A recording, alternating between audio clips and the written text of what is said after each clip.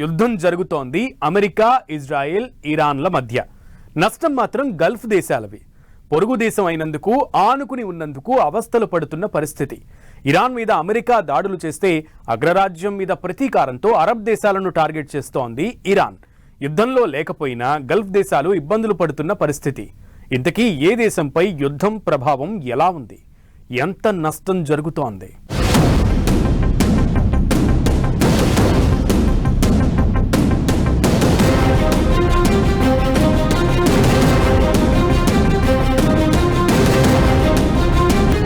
యుద్ధం America, Israel, Iran మధ్య. నష్టపోయేది మాత్రం అరబ్ దేశాలది. గల్ఫ్ దేశాలకైన గాయాలేంటి? యుద్ధంతో ఏ దేశానికి జరిగిన నష్టం ఎంత? పోయిన ప్రాణాలెన్ని? జరిగిన విధ్వంసం ఎంత? యుద్ధం వాళ్లది, నష్టం వీళ్లది. ఇలానే ఉంది గల్ఫ్ దేశాల పరిస్థితి. పశ్చిమాసియాలో ఇరాన్, ఇజ్రాయెల్, అమెరికా మధ్య రాజుకున్న యుద్ధ జ్వాలలు ఇప్పుడు మొత్తం అరబ్ ప్రపంచాన్ని ఆర్థిక అస్థిరతలోకి నెట్టేస్తున్నాయి. ఆ దేశాల ఆర్థిక వ్యవస్థలు ఎప్పుడూ లేని విధంగా ఒత్తిడిని ఎదుర్కొంటున్నాయి. యుద్ధం మిగిల్చిన పరిణామాలు గల్ఫ్ దేశాల్లో బతుకులను భారంగా మార్చుతున్నాయి.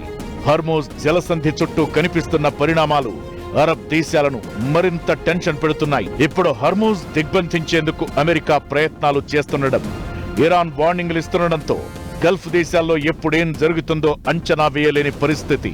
హర్మోజ్ చుట్టూ వివాదాలు, సూయజ్ కాలువ లాంటి వాణిజ్య మార్గాలపై ఇరాన్ ఆంక్షలతో ప్రపంచ సప్లై చైన్ ఎఫెక్ట్ అవుతూ అరబ్ దేశాల ఆదాయానికి గండిపడుతున్నాయి. జీసీసీ అంటే the Gulf cooperation council.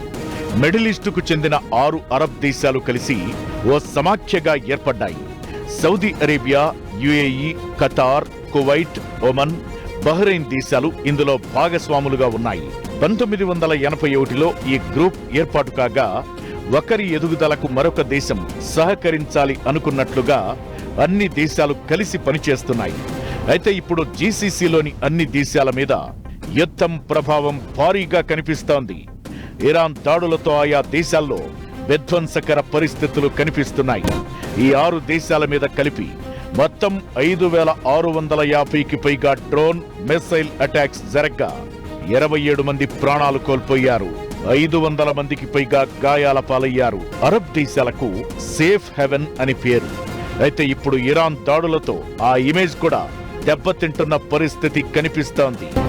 Saudi Arabia మీద మొత్తం 1100కు పైగా దాడులు జరగ్గా 2 చనిపోయారు, 22 మంది గాయపడ్డారు. $10 బిలియన్ పైగా రెవెన్యూ, ఇన్ఫ్రా నష్టం వాటిల్లింది.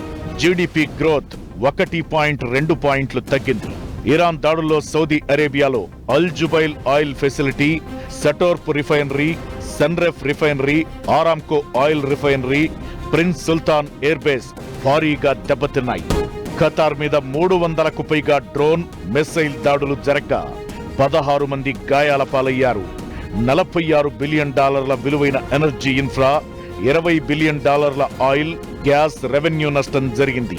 రాస్ లాఫన్లోని gas facilities, Mesaieed industrial area, Al Udeid air base Iran దాడుల్లో ధ్వంసమయ్యాయి. బహ్రెయిన్ మీద 650కి పైగా దాడులు జరగ్గా 3 చనిపోయారు, 100 మందికి పైగా గాయాలయ్యాయి. ఆయిల్ ఎగుమతులు పూర్తిగా నిలిచిపోయాయి. జీడీపీ గ్రోత్ 1.8 పాయింట్లు పడిపోయింది. ఇక Bapco energy refinery, Gulf petrochemical industries, Bahrain airport మీద ఇరాన్ దాడుల ఎఫెక్ట్ కనిపించింది. ఇక ఒమన్ దేశం మీద 20కి పైగా మిసైల్స్, డ్రోన్లను సంధించింది ఇరాన్. ఈ దాడుల్లో 3 చనిపోగా 15 మందికి పైగా క్షతగాత్రులుగా మిగిలారు. యుద్ధం కారణంగా ఒమన్ నుంచి చమురు ఎగుమతులు 45% పైగా పడిపోయాయి. జీడీపీ గ్రోత్ 1.2 పాయింట్లు తగ్గిపోయింది. ఇరాన్ దాడుల్లో దుఖ్మ్, సలాలా పోర్ట్లు, అల్ ఆవాహి ఇండస్ట్రియల్ ఏరియా భారీగా దెబ్బతిన్నాయి. ఇక యుఏఈ మీద ఇరాన్ ఏకంగా 2700కు పైగా డ్రోన్లు, మిసైల్స్ ను సంధించింది. 12 మంది చనిపోగా 220 మందికి పైగా గాయపడ్డారు. పశ్చిమాసియా యుద్ధంతో ఇరాన్ ఆయిల్ ఎగుమతులు 60% పైగా పడిపోగా ఆ దేశ జీడీపీ గ్రోత్ 2.7 పాయింట్లు తగ్గింది.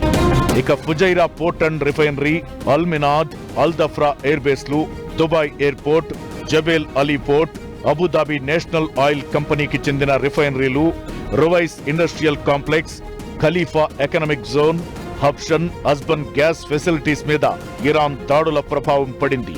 కువైట్ మీద 1000కి పైగా డ్రోన్ మిస్సైల్ అటాక్ జరగ్గా 7గురు చనిపోయారు, 100 మందికి పైగా గాయాలయ్యాయి. యుద్ధం కారణంగా 98% పైగా కువైట్ చమురు ఎగుమతులు పడిపోగా జీడీపీ గ్రోత్ 9 పాయింట్లు తగ్గింది. Kuwait airport, Ali Al Salem air base, Kuwait petroleum cooperation రిఫైనరీలు, మినా అల్ అహ్మదీ రిఫైనరీలు ఇరాన్ దాడులతో ఎఫెక్ట్ అయ్యాయి. ప్రపంచంలోని మొత్తం క్రూడ్ ఆయిల్ రిజర్వ్స్ లో జీసీసీ దేశాలది 32.6% వాటా, గ్లోబల్ ఆయిల్ సప్లైలో 22% షేర్. హర్మూజ్ దగ్గర ఉద్రిక్తతలతో రోజు 15.8 మిలియన్ బ్యారెళ్ల క్రూడ్ ఆయిల్ నిలిచిపోతోంది. దీంతో జీసీసీ దేశాలతో పాటు ఇరాక్ రోజుకు $1.1 బిలియన్ నష్టం వాటిల్లుతోంది. ఇకటు విమానయాన రంగంపై కూడా యుద్ధం ఎఫెక్ట్ భారీగా కనిపిస్తోంది. Gulf airlines, Emirates, Qatar Airways, fly Dubai, air Arabia, Etihad Airways యుద్ధానికి ముందు రోజు 2000కు పైగా ఫ్లైట్స్ నడిపించేవి. వార్ స్టార్ట్ అయిన తరువాత 50% పైగా ఫ్లైట్స్ క్యాన్సిల్ అయిన పరిస్థితి. దీంతో $1.42 బిలియన్ పైగా నష్టం వాటిల్లింది.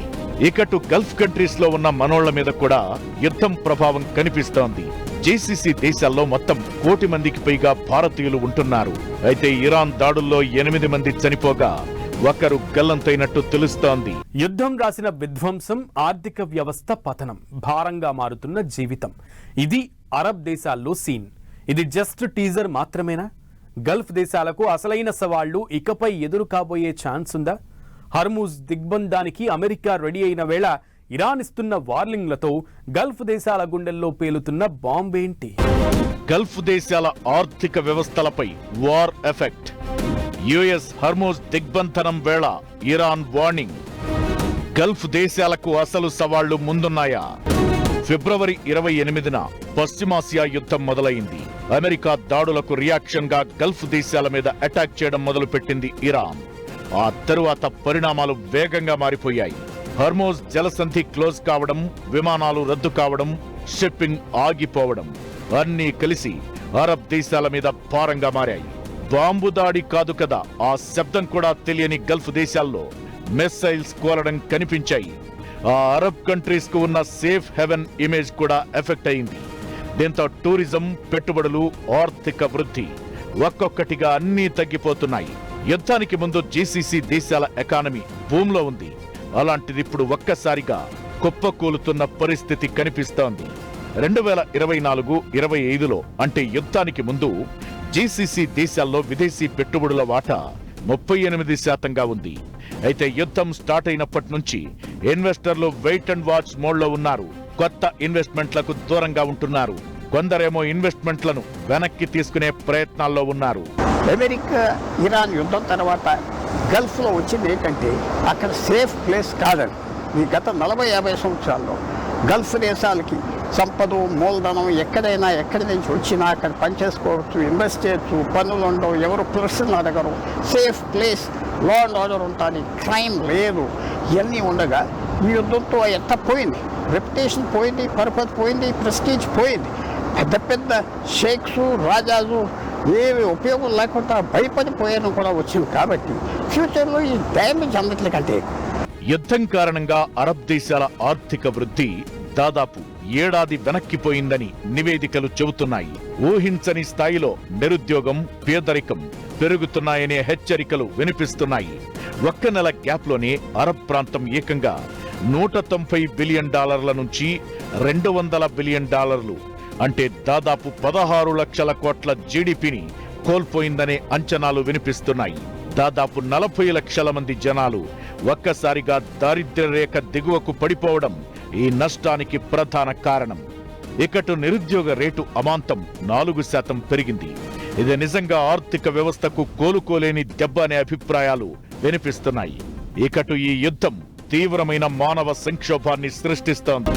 అరబ్ దేశాల్లో మానవ అభివృద్ధి సూచి 0.2% నుంచి 0.4% పడిపోయింది. ఈ దేశాలు సాధించిన ఏడాది అభివృద్ధి అంతా వృధా అయిపోయింది.